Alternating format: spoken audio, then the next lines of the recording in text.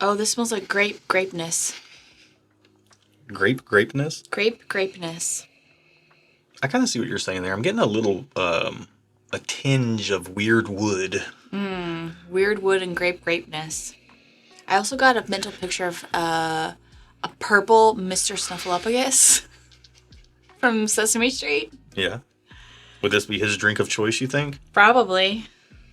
Well, we don't know what we're drinking. You should know that.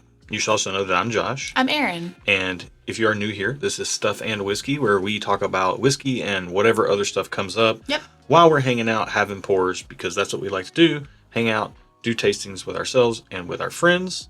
And that's what we're going to do today. We'll smell these, taste them, give them ratings. Then we'll find out the price of what we're drinking and see if that matches the quality of what we had in our glass. Okay. And that's kind of a value metric. We'll reassess that, and then we'll find out what we're drinking. And these pours came out of these two sample jars right here, which were matched up for some reason or another. Who knows? But we'll find that out later on in the video. But we're not professionals. We're just, Erin's new esthetician. She's becoming an esthetician. Stop. No, I got to brag on you a little bit. No, you're doing good. It's okay. And I'm a truck driver for UPS, so we're definitely not whiskey tasting professionals. Glass one. Down the hatch? Sure. Let's go. Cheers.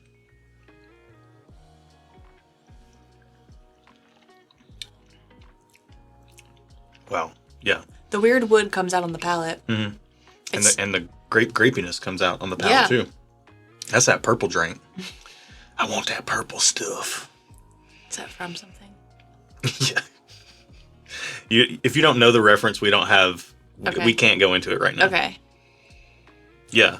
Honestly, it's kind of cool. Like it tastes like a lot of other things that I can think of, but it kind of has this interesting twist on it with that weird wood note. And by weird wood, let me try to expound on that a little bit. Like it's almost like a cardboard adjacent. Yeah. Like pressed pulp wood. Like a medium density fiberboard type of note. Yeah, I can see that. Absolutely. Can I quickly? Yeah.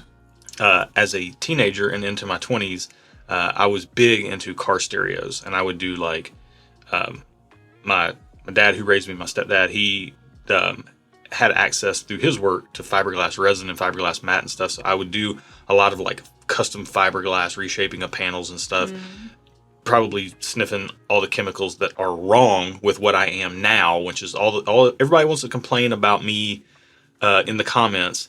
There's a reason why I am like I am. It's probably all those fiberglass fumes. Oh my gosh. But people don't want to complain about you in the comments. I also did be nice. I did a lot of speaker boxes and things like that. And so you work with medium density fiberboard a lot. And it doesn't smell like pine has a smell. Right. And oak and other woods have smells. Medium density fiberboard doesn't, it smells like wood, but it's more like cardboard wood. Kind of like a hot dog doesn't really smell like meat. It kind of smells like cardboard version of meat. Yeah. This seems like the hot dog of bourbon. Okay. This is, yeah. Yeah. I'm with that. But it doesn't taste like a hot dog. It's just. No, it's the grape drink that you would drink with a hot dog, though. Okay. Yeah.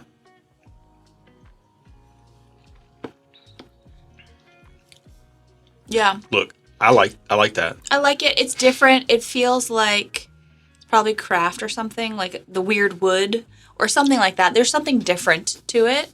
The finish is okay for me.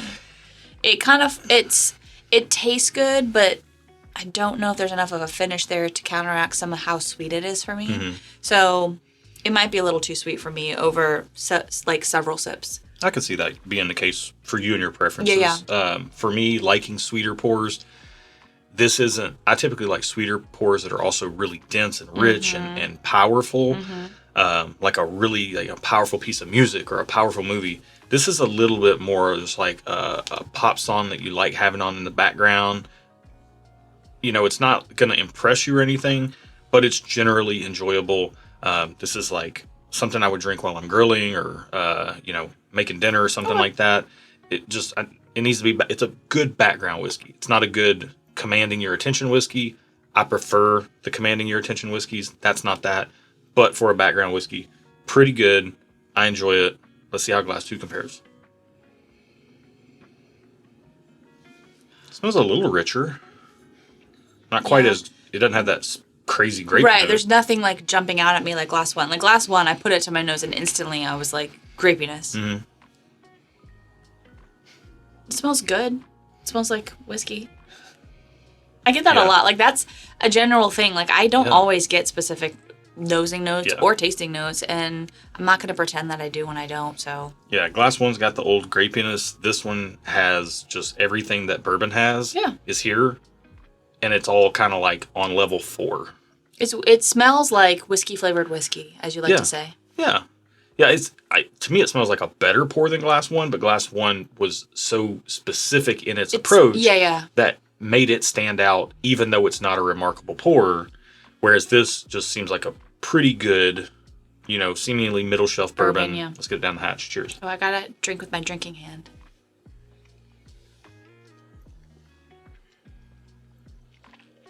I actually get some grapiness here on the palate. Okay, I'm glad you do. Why'd it go that way? That's what she said. Caramel, vanilla, oak, all the typical bourbon notes. Yeah, it tastes like whiskey flavored whiskey. And that's not a bad thing. That's not a knock on it. There's just nothing standing out one way or the other, bad or good. It's just good. Mm-hmm. It's here. Okay, I'm not mad about it. Okay. It builds. Second sip.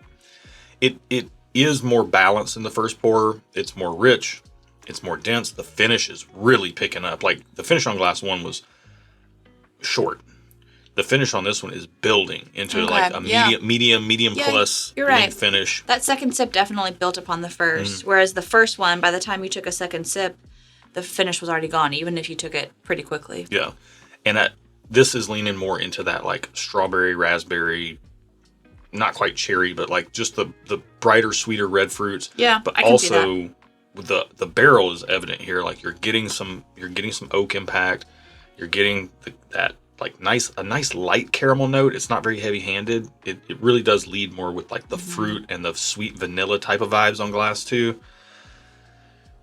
And this is an interesting matchup because glass 1 is just like a really good background whiskey. Glass 2 feels like it could be like a middle shelf, maybe close to a middle shelf must buy if you like a sweet but balanced bourbon, if the price is right. If you're just looking for like a bourbon to recommend to someone that kind of just does it all, like it's not, neither of these are going to wow me based on things that I really love. But as far as things I like that I would like to recommend to someone, both of these have merit.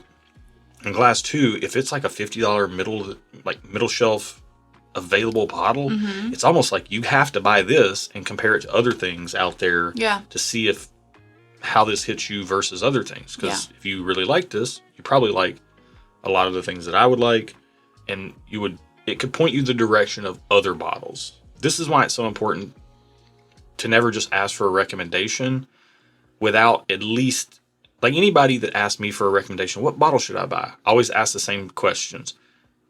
Name me 2 or 3 of your favorite bottles you've tried so far, ever, and then name me 2 or 3 of your just go-to bottles that you regularly purchase. And those 2 bits of information will tell me a lot about your palate. If you're just like, hey, what's the best $50 bottle? And you start getting a bunch of answers, don't listen to any of them if you didn't give them more information to qualify the opinions, Yeah. So, hold on. Wait. Now that they've opened up a bit, I want you to smell them and tell me if you think they could possibly be wheated or high wheat content. Or no, am I just picking? I picked that up more on the palate. Okay. And the way that so you pick up a wheated funk sometimes. I wouldn't be surprised if they were, but I'm also not surprised if they're not. Yeah. Well, I'd have to pay it, especially glass 1. It was all sweet up front and it didn't have a lot on the back of the palate, and that's how wheated products hit me. Yeah. I'm picking up on that on the nose now. Like there's a potential something that I get oftentimes when it's a wheated product. It's not all the time, and it's not on all wheated products. Can you describe what it is? No, I can't. Can you show us on the doll where glass... Sorry. Wow, that got really dark. Sorry. Well, wheated bourbons just don't hit you right. No. Whoa. Okay, we're going to get demonetized. Okay. We got to... Wow. We're off the rails, as usual. Oh my gosh. Welcome to Stuff and Whiskey. I got like really if you're sad new all of here. a sudden. Sorry. Gosh, I need some of water. Water. I've never heard you say it that way before. No, I did say that weird. I just went with sip it. of water. I just went with it. I didn't think You're so I discombobulated, didn't you think- got real country bumpkin. I didn't think you'd call it out. I've been hanging around you too long. I'm getting super country. At least I didn't say water. Yeah, water, adding that extra R is what I warsh. grew up in. That was, you're washing things in water. Warsh, yeah. All right. I have a preference to glass 2 because it's a little bit more regular. Glass 1 isn't bad. It's just a little bit off the beaten path, and I'm not feeling off the beaten path today. I think I'd have to be in a mood to want something like that. And I'm not in that mood today. So, preference to glass 1, I'm giving... Preference to glass 2, you said. I'm sorry. Preference to glass 2, Yeah. yes. But I am going to give both of them a thumbs up because for what they are, I do feel like they're lower proof. But I do feel like they do what they do well, and I don't dislike them. So, thumbs up for both. We are in the exact same place with the exact same ratings for the exact same reasons. Look at The us. only difference is that you said you're not in the mood for glass 1, and had I not tasted glass 2, I would, I'm currently on the other end of the house. Luckily, we can't smell it. That would be a problem, but I'm making some spaghetti bolognese that smells you are. incredible when I go out there and stir it. But this would be like the perfect thing to sip while I was making that. Which one? Glass Glass 1? 1, yeah. Oh. Glass 2 I can drink anytime. Yeah. Yeah. Glass 1 is really only just like a hot weather, background, daytime hours bourbon, whereas glass 2 is a utility bourbon. Like you can drink that anytime. It's really good. Yeah, I think thumbs so. Thumbs up on both for Yeah. what they are. I want glass 1 to be like $30 or $40. I want glass 2 to be 50 or 60 max. But we're gonna find out prices and see how these compare. So glass 1 is $13 in our key. Okay, so that's $60. I'm gonna go down to just okay. There's a lot for $60. There's so many other things I would buy before I bought that. And there's so many other things I would buy that are more tailored to my preferences. Yeah. Because for that amount of money, at this juncture in my life, I'm not getting weird and wacky things. Mm-hmm. I want to get things that I like for me. Yeah. Again, it's good. Don't hear us wrong. It's not good. And if you like really sweet pours, That are a little bit off the beaten path, but not Yes. so far off the beaten path that you're like, oh, what Right. is that? and you like the sweetness up front, and you like it to kind of trail off and be easygoing on the back of the palate. You don't want it to grip you. You don't want really any heat. You want like a very easy sipping experience. That's where glass 1 has merit. Yeah. So we're both going just okay. Yeah. Doesn't mean we don't like it. It just means the value for us is a little lopsided. There's plenty of people I would recommend that to. All the people I just talked about. If you're one of those people that like those things, we just like a little bit more oomph in our pours. Glass 2 has that. What is the price on glass number 2? Number 14. $100. Yeah, I can see it. I mean, the more I sip it, the more it builds on itself. I want it to be 50 or 60. $100. Can I get there? I can't. I'm just okay on that as well. I still have a preference to it, but I don't. So for me, just okay is I don't have to own it. I would enjoy sipping it if someone gave me a pour or if I had the opportunity to drink it at like a bar or restaurant, but I don't need to own a bottle of it. So I am just okay on both with a preference to glass 2 still. Yeah, I think I'm gonna go the same way for the same reasons. Just okay on both of these. Glass 2, I really enjoy. It's just for $100, there's so many other bourbons. Like specifically for me, $100 is kind of like in the sweet spot of single barrel picks. And we do a lot of those ourselves. And if you want access to our barrel picks, you can get those linked in the video description below. At the very top, get in on Patreon. We got a barrel club over there. We're doing barrel picks all the time. A lot of barrel picks that we do are kind of right around that $100 price point. But Give or take. even if we weren't picking barrels ourselves, before we were picking barrels ourselves, I was always going to one specific local store that picked barrels with the same kind of ethos.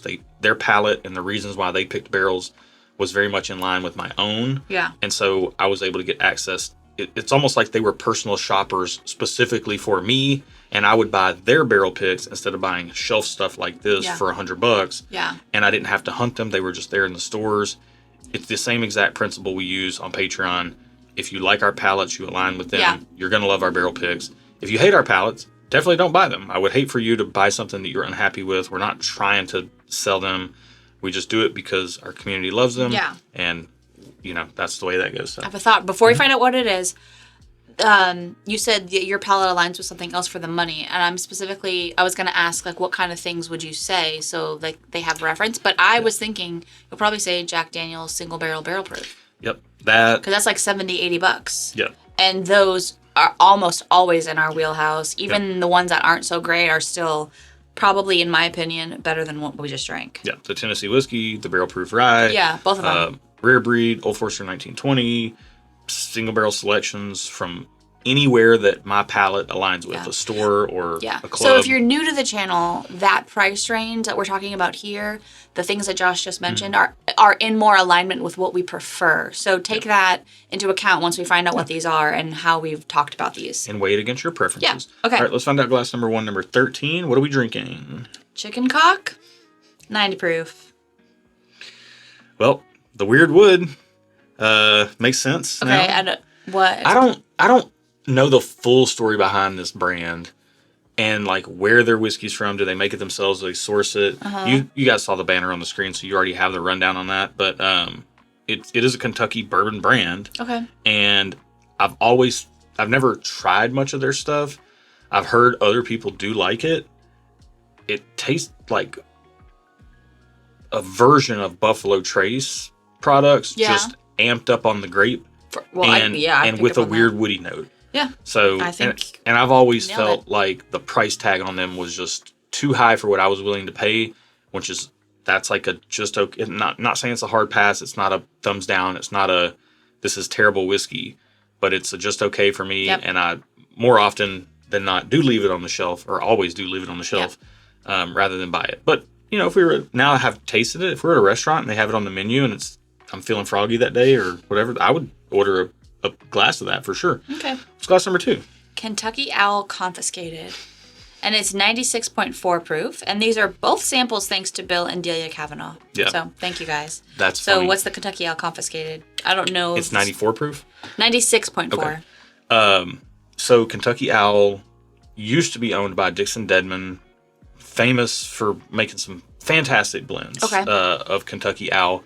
He sold the company to, I'm blanking on the name, not Campari because that's Russell or Wild Turkey did that, but maybe Campari. He sold it to somebody. Okay. A large conglomerate. Okay. And they kind of overhauled the brand to go from these kind of unique small batches that were crafted with the utmost care to be like true, absolute stellar whiskey that you just can't hardly replicate, to a bit more of a like mass market homogenized thing. And they kind of capitalized on the name.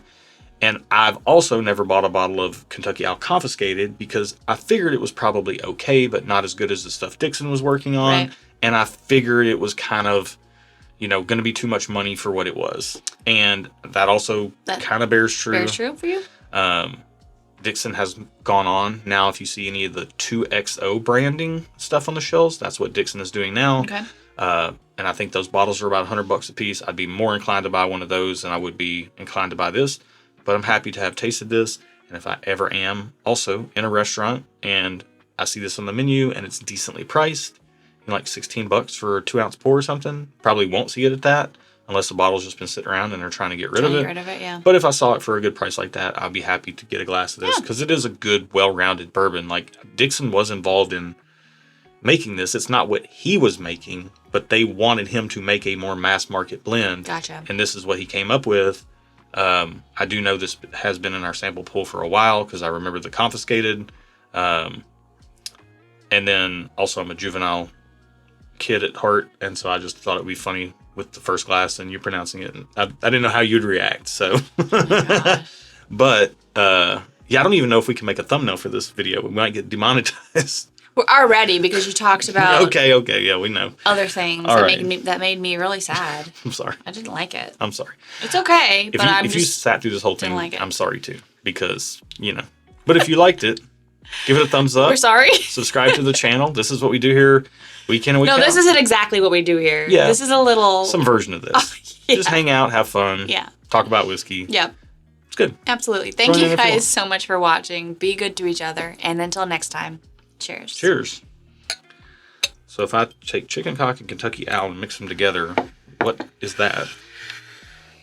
Probably something else we can't say on the internet. Probably. Here, I don't want these. I don't really like them a ton. They're fine. Like, they're fine. But I'm not going to waste my calories on them. Well, that's the other thing, too, is like when we had smaller collections, like a smaller lineup of bottles, you would, even if you bought a bottle like this, you'd be like, okay, that is what it is. I'll drink that sparingly or whatever. But now we have so many bottles and like barrel picks and things that are so much better at $100. It's like, doing? I'm just clearing space. Oh, this doesn't need to go here. But like, why waste the liver space with that? And why waste the budget with that? Yeah. That's why we've never bought one. Exactly. It's not why I'm not going to go buy one. You should never waste the liver space or the budget, no matter how many bottles you have in your house. Yeah, you should enjoy it. Like, you said, like, if we had less bottles, I wouldn't spend the money even if we had less bottles. If I had 5 bottles and one of them was Kentucky Owl, I would drink it and enjoy it.